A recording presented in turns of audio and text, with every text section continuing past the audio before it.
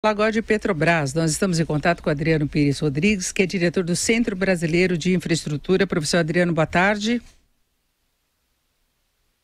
Professor Adriano, me ouve? Daqui a pouquinho nós vamos retomar o contato com ele, lembrando que a Petrobras anunciou a proposta de um acordo para encerrar ações nos Estados Unidos referentes à cobrança de perdas que os acionistas que investiram lá tiveram por causa da corrupção que tomou conta da empresa. A Petrobras está propondo um pagamento de 2 bilhões e 950 milhões de dólares para quem comprou as ações da empresa no mercado americano. E segundo a Petrobras, seria uma forma dela se livrar do risco de uma punição ainda maior do ponto de vista financeiro, já que a justiça determinaria o pagamento. E agora a Petrobras está propondo esse pagamento agora em 3 vezes. A primeira quando a proposta foi protocolada pela justiça, depois uma segunda parcela na sequência, as 2 primeiras de 983 milhões de dólares e depois mais uma de 984 milhões que pode ficar para o começo de 2019. Agora voltamos o contato com o professor Adriano Pires. Professor, boa tarde. Boa tarde, Denise. É um prazer falar com vocês nesse início de ano. Bom, feliz ano novo antes de mais nada. Para todos nós, né? Vamos torcer que o Brasil tenha um ano bastante melhor do que foi 2017. Então, e aí em relação à Petrobras, essa proposta que foi apresentada, na verdade ela vai acabar gastando mais do que ela recebeu de volta das investigações da Lava Jato, isso já virou manchete, mas a Petrobras acredita que ela possa se livrar de uma perda ou de um custo ainda maior, não é? Eu acho que sim, eu acho que esse acordo nessa ação coletiva nos Estados Unidos acabou sendo um bom negócio para a Petrobras, né? No mercado, né, se falava que seria 5 a 8 bilhões de dólares, né? E ela está fechando por algo em torno aí de 3 bilhões de dólares, né? Esse tipo de acordo é comum na justiça americana, né? A Petrobras não é a primeira, né?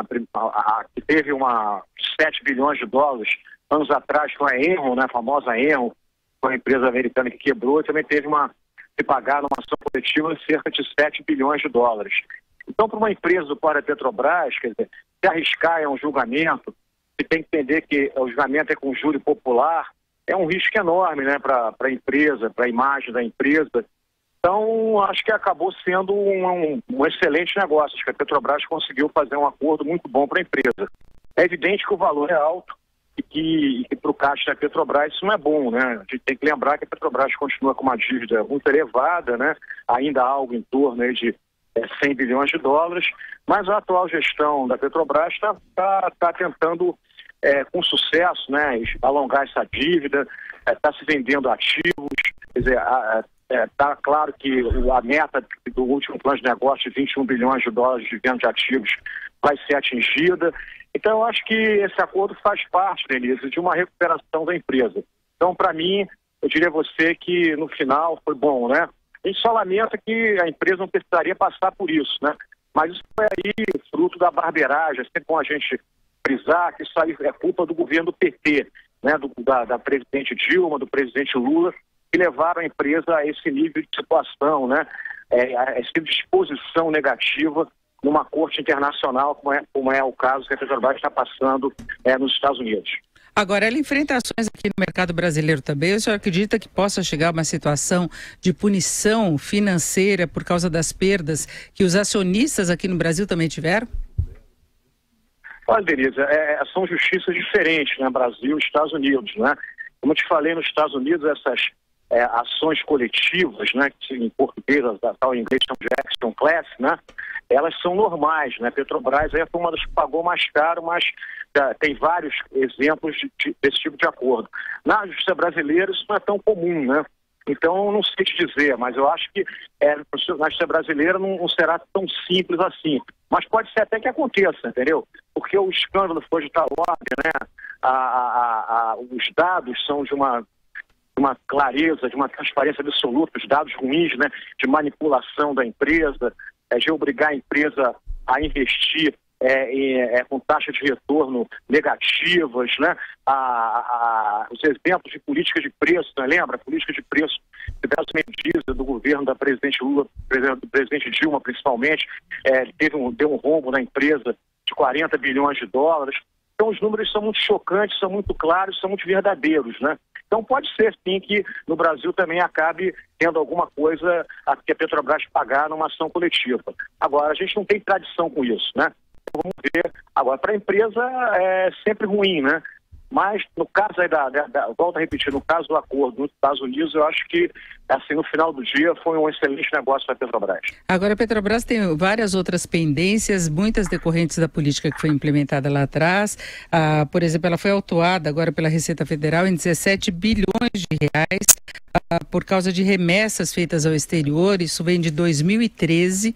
Não é? A Petrobras mesmo admite que tem outras disputas judiciais, fiscais, que chegam a quase 45 bilhões de reais.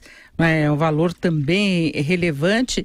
E ainda tem a questão do Repetro, que o governo determinou um regime tributário especial que permite isenção de impostos para empresas do setor de óleo e gás, só que o governo vetou parte dessa proposta e no final das contas a Petrobras deve bancar cerca de 21 bilhões de reais ainda, sendo que antes passaria dos 50 bilhões, né? São estimativas preliminares, mas a gente vê que sobrou muita coisa da má gestão que tomou conta da empresa, né?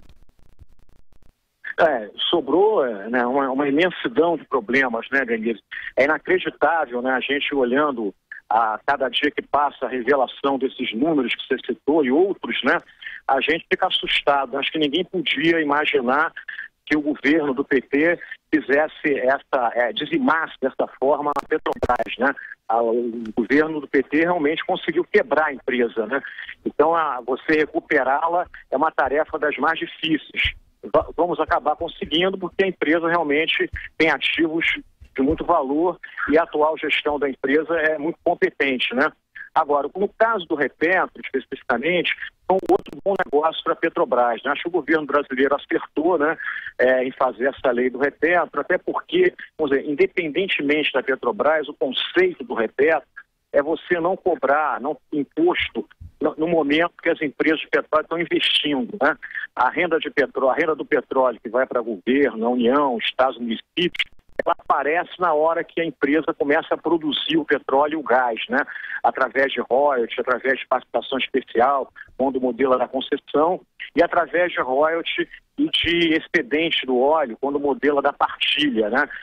No início, antes da produção acontecer, o único dinheiro que o governo consegue é através do famoso bônus de assinatura, né? Que você tem tanto no regime da concessão como no regime da partilha.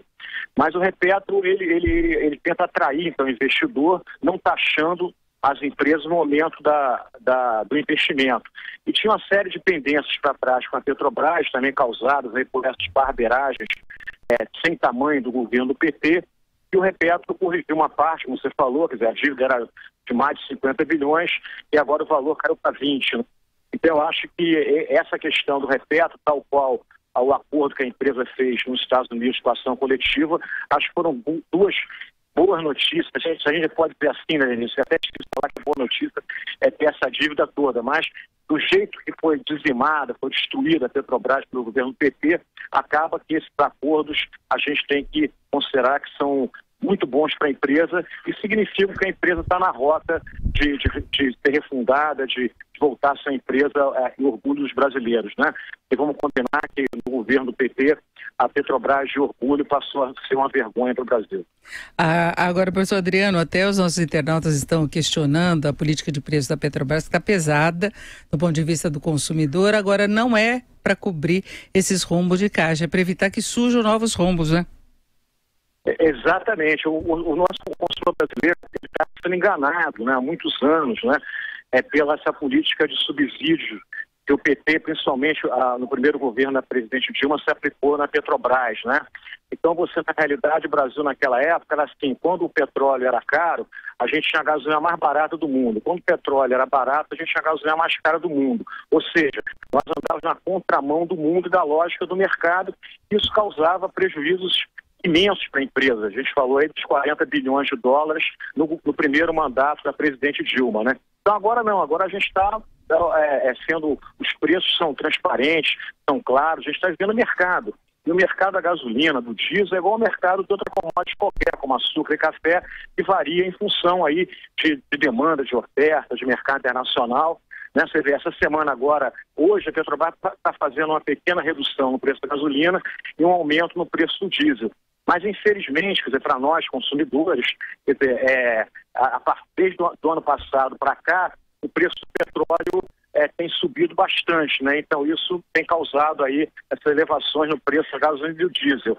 A partir do momento que o petróleo volte a cair de preço, e esse ano pode ser que aconteça isso, a gente vai ter as reduções aí de gasolina e diesel. Então o mercado, não só os consumidores, acho que todo o mercado tem que entender agora que os preços são de mercado e as distribuidoras, os postos de revenda, tem que ser mais eficientes, tem que aumentar a qualidade do serviço, né? E deixar de reclamar que o preço está aumentando, porque isso está aumentando, porque tem que aumentar mesmo, isso é mercado e a gente tem que se adaptar a esse novo mundo.